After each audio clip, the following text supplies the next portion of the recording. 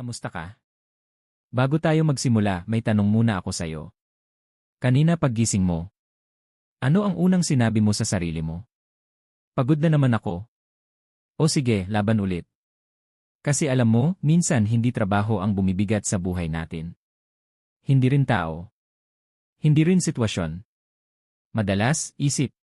Kaya sa episode na to, pag-uusapan natin ang isang salitang tahimik pero napakalakas ang epekto. Mindset. Paano kung ang mindset mismo ang magsalita? Ano kaya ang sasabihin niya sa'yo tungkol sa takot, sa pagkakamali? At sa mga pagkakataong gusto mo nang sumuko? Kung feeling mo stuck ka, pagod ka, o nagdududa ka sa sarili mo. Para sa'yo ang kwentong to. Tara. Pakinggan natin ang boses na matagal mo nang kausap. Kahit hindi mo namamalayan. Kung makakapagsalita ako na mismo ang mindset. Ito ang sasabihin ko sa'yo. Ako ang boses sa loob ng ulo mo. Hindi ako malakas palagi, pero araw-araw mo akong pinapakinggan. Ako yung bumubulong kapag nagising ka sa umaga. Kayang-kaya mo to.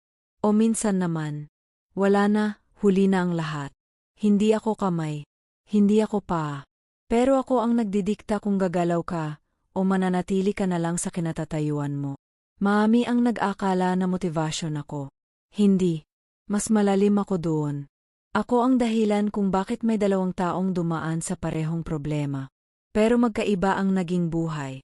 May ikukwento ako sa'yo. May lalaking nagngangalang Ben. Ordinaryo lang.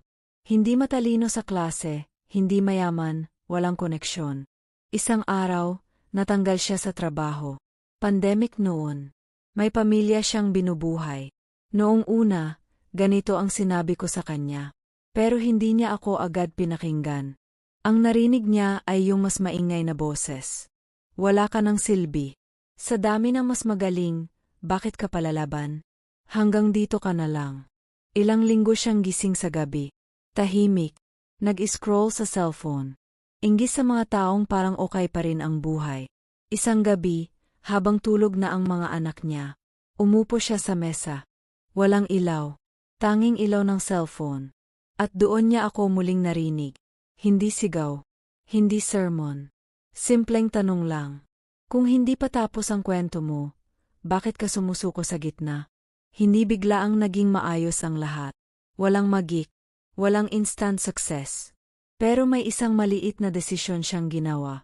Hindi niya hinayaan ang isang talo na gawing talo ang buong pagkatao niya. Nag-apply ulit siya. Tinanggihan. Nag-apply ulit. Tinanggihan ulit. At sa bawat rejection, ako ang nagsalita sa kanya ng ganito. Hindi ito verdict sa halaga mo. Feedback lang ito ng sitwasyon. Ilang buwan ang lumipas.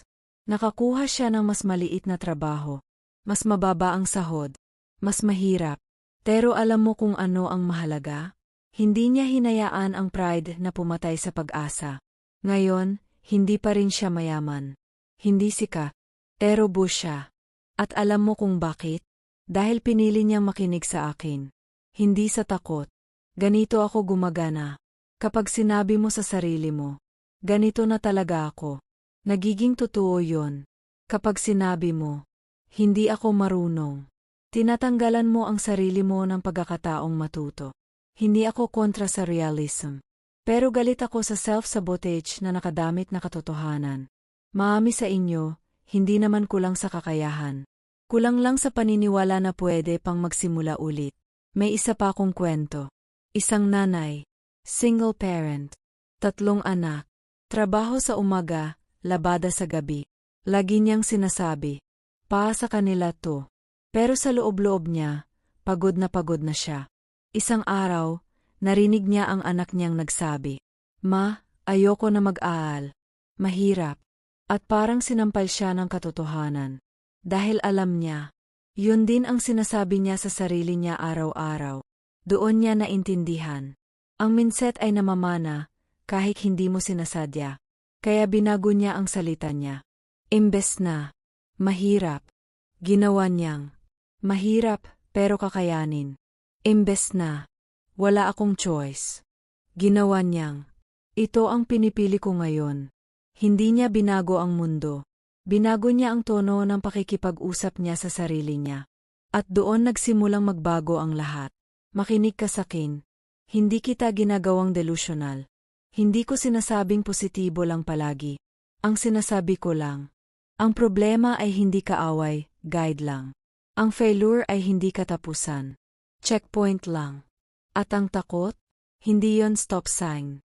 Ilaw lang yan na nagsasabing. May mahalaga rito.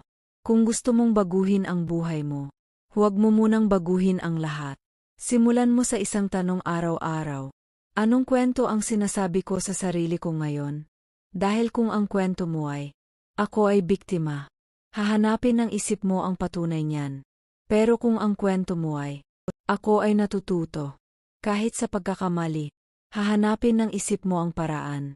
Ako ang minse, hindi ako miracle, hindi ako shortcut, pero ako ang pundasyon.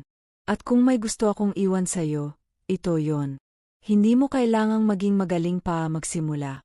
Pero kailangan mong magsimula para gumaling. Makinig ka sa akin.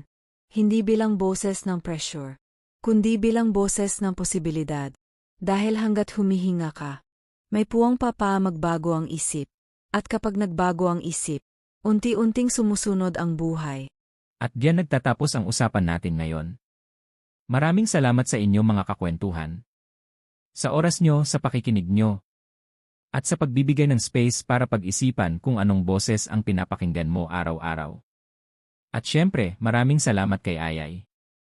Sa napakatapat at makabuluhang pagsagot ng tanong. Hindi lang bilang guest, kundi bilang mindset na nagpapaalala sa atin na may choice pa rin tayo kahit mahirap ang sitwasyon.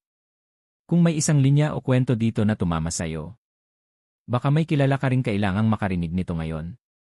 Ay share mo lang, baka ito na yung eksaktong mensahe na kailangan niya. At kung nakatulong ang episode na to sa'yo, huwag kalimutang mag-like, mag-subscribe. At i-follow ang channel na to para sa mas marami pang kwentong pang-isip, pang-puso at pang-buhay. Hanggang sa susunod nating usapan. Alagaan mo ang isip mo. Dahil doon nagsisimula ang lahat.